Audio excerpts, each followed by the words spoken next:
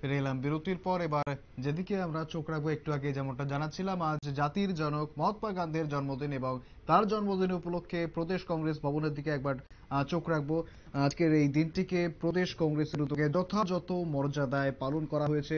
কংগ্রেস ভবনে গান্ধীজির প্রতিকৃতিতে পুষ্পার্ঘ অর্পণ করে শ্রদ্ধা নিবেদন করেন প্রদেশ কংগ্রেস নেতৃত্ব। উপস্থিত ছিলেন প্রদেশ কংগ্রেস সভাপতি আশিস কুমার সাহা, বিধায়ক সুদীপ রায় বর্মন, গোপাল রায় সহ অন্যান্য নেতৃত্ব। পরবর্তীতে একটি শোভাযাত্রা বিভিন্ন পথ পরিক্রমা করে গান্ধীঘাটে যায় এবং সেখানে গান্ধীজির শহীদ বেদিতে শ্রদ্ধার্ঘ্য নিবেদন করেন তারা।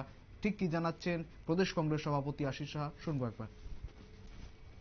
এই অনুষ্ঠান ২রা অক্টোবর জাতিসংঘ সারা বিশ্বে এই দিনটি আন্তর্জাতিক অহিংসা দিবস রূপে উদযাপিত হচ্ছে। ভারতীয় জাতীয় কংগ্রেসের ত্রিপুরা প্রদেশ শাখা আজকে পতাকা উত্তোলন করে গান্ধীজির প্রতিকৃতিতে শ্রদ্ধা নিবেদন করে এই কর্মসূচি আমরা শুরু করেছি। এখান থেকে একটা পদযাত্রা বেরিয়ে গান্ধীঘাটে গিয়ে এটা সম্পন্ন হবে। সারা বিশ্ব যে মহান এই মানুষটিকে আজকে আদর্শরূপে গ্রহণ করেছে,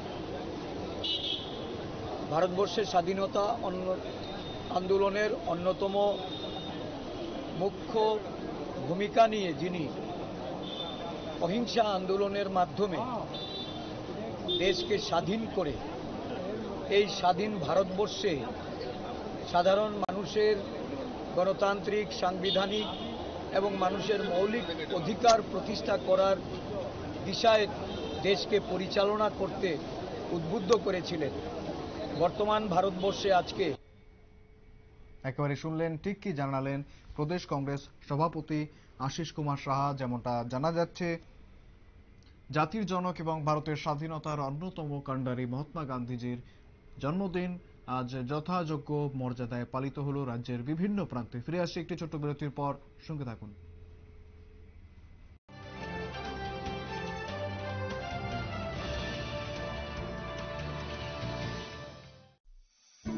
জীবনের প্রতিটি মুহূর্ত মূল্যবান। আমাদের চোখ এই মুহূর্তগুলি উপভোগ করতে সাহায্য করে, কিন্তু আমরা প্রায়ই চোখের যত্ন নিতে ভুলে যাই। মনে রাখবেন, সময় মতো পরীক্ষা করলে 90% দৃষ্টিহীনতা রোধ করা যায়। অশ্বিনী নেত্রালয় আপনার চোখের স্বাস্থ্য নিশ্চিত করতে সদা প্রস্তুত।